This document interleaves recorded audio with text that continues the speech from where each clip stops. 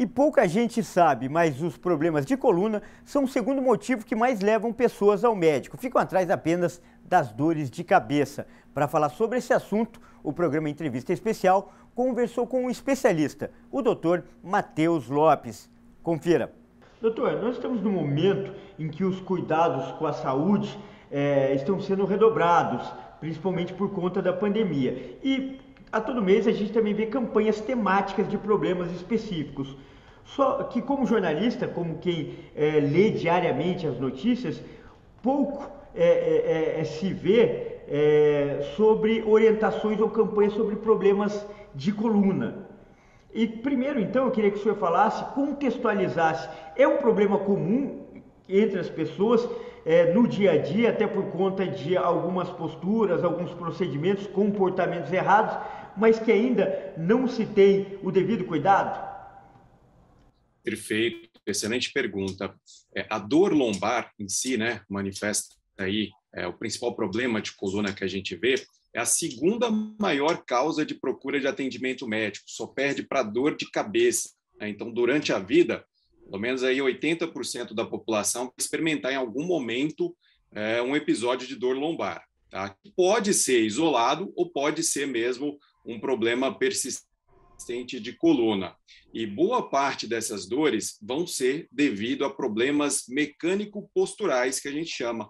E nisso se inclui, então, os problemas do dia a dia de sobrecarga da coluna, de posturas viciosas ou de lesões na parte física mesmo da coluna, que compreende não só os ossos, né, da coluna, que precisa fazer o movimento da gente sustentar o nosso peso, mas também os ligamentos, a parte do disco intervertebral e a musculatura em volta. Então, desde contusões, né, lesões ligamentares e musculares, até mesmo problemas como hérnias de disco, que é uma das patologias mais comuns de coluna para trazer em si o problema da dor, elas vão acontecer ao longo da vida da maioria das pessoas.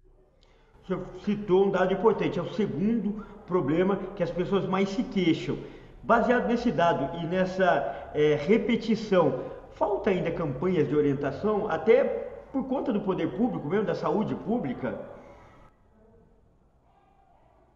Bastante, bastante. A gente vê que há uma desinformação no geral da população, principalmente em relação aos fatores que contribuem para gerar esse problema, como, por exemplo, o excesso de peso. Então, quem é que nunca viu aí pessoas, basta sair na rua que a gente vê inúmeras pessoas com sobrepeso, obesidade, né? Tabagismo também afeta bastante o tecido conjuntivo do nosso corpo, né? Que faz essa elasticidade, né? No dia a dia. Então, fatores como o sedentarismo. Então, há um estímulo das autoridades públicas para a prática de exercício, basta a gente ver as Olimpíadas aí e ver a dificuldade que se tem de praticar atividade física aqui no Brasil, isso de um nível profissional, se imagina então em um nível amador de até mesmo de saúde pública, né? Então, medidas de incentivo, de controle de peso, de medidas laborais que a gente tem no trabalho de, por exemplo, a cadeira que o funcionário senta, a forma que ele vai fazer aquela atividade ali, extenuante muitas vezes ou repetitiva.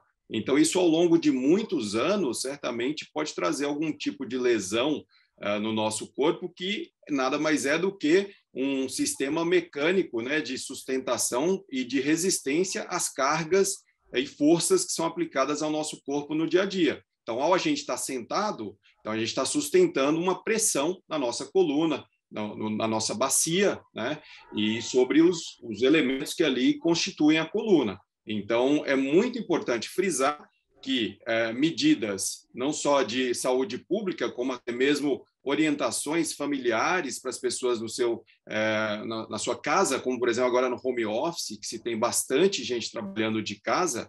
Então, é muito importante a gente ter uma estrutura, né, física, ambiental, que favoreça a não ter lesões, por exemplo, na coluna e a não ter lesões musculares que limitem a prática, por exemplo, de uma atividade física saudável. E agora, essas medidas de restrição social, isolamento e principalmente home office, agravaram essa situação?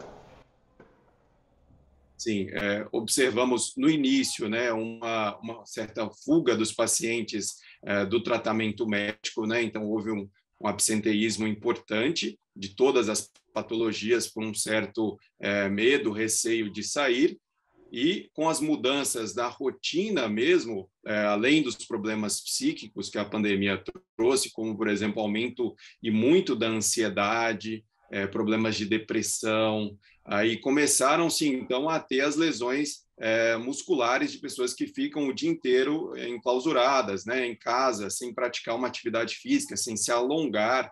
Então, e aí veio a ansiedade, sedentarismo, alimenta demais ou alimentos mais calóricos, pessoas ganham peso e não conseguem fazer atividade física, e vem a dor, e a dor entra num ciclo vicioso, né?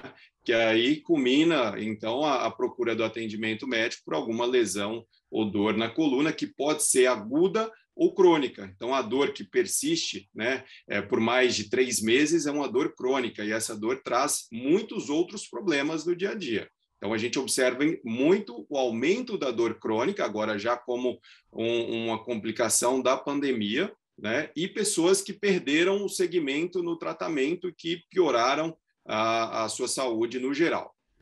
Agora, a título de alerta, então, aproveitando esse gancho que o senhor deu, o quão grave pode chegar uma situação em causas extremas, até para as pessoas, né, se conscientizarem e ficarem atentas ao perigo, aos riscos que um problema na coluna pode trazer para a vida dela. O quão grave pode ser, o quão um problema na coluna pode comprometer a vida de uma pessoa. Precisamos ter consciência, né, de que a coluna nos dá a liberdade de ir e vir, da gente ficar de pé, a gente andar, correr, praticar atividade física e viver com qualidade de vida sem dor. Então, uma vez que a lesão na coluna pode, por exemplo, incapacitar a pessoa de mexer uma perna, quando pega, por exemplo, a coluna lombar, pode também, se pegar a coluna cervical, afetar o movimento da mão ou do braço. Então, lesões, principalmente por hérnias que causam, por exemplo, uma síndrome de caldequina, podem levar a pessoa até mesmo ficar paraplégica, cadeira de rodas, sem controlar os esfíncteres, né? E só que, felizmente, essa não é a lesão mais comum, mas pode acontecer em algumas circunstâncias mais extremas, ou até mesmo lesões, fraturas na coluna. Então, por exemplo, uma fratura é muito incapacitante e ela é mais comum em pacientes idosos que têm osteoporose. Então, os idosos foram os que mais sofreram nessa pandemia. Então, a baixa exposição à luz solar, a carência de vitamina D, de cálcio e a falta de atividade física aumenta o risco de fraturas. Então, um simples tropeço em casa em um paciente idoso pode fraturar o fêmur ou a coluna, e isso em 40% das vezes levar ao óbito. Então, é muito grave as lesões que podem acontecer na coluna, afetando principalmente medula espinhal e nervos. Legal essa dica, né? Aliás, dicas de saúde são sempre importantes. E continue ligado, porque aqui você sempre tem especialistas renomados falando de temas importantes para o seu dia a dia. Então, até a próxima!